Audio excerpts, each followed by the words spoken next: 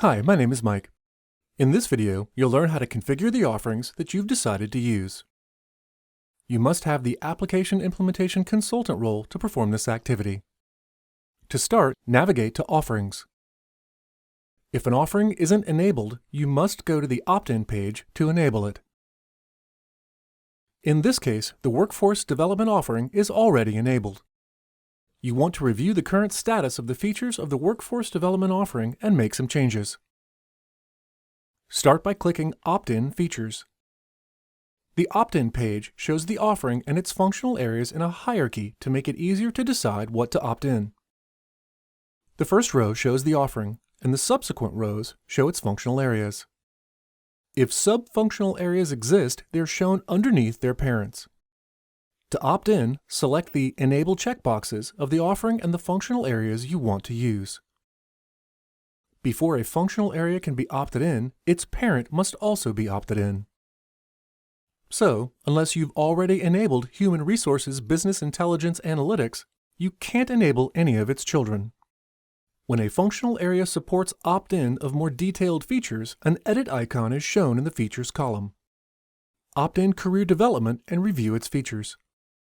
The Edit Features page works the same way as the opt-in page. Features with sub-features are shown in a hierarchy, and unless the parent is enabled, a child cannot be enabled. Likewise, each column has the same purpose as it has in the opt-in page. In some cases, a feature has multiple choices to pick from and therefore shows an edit icon in the Enable column.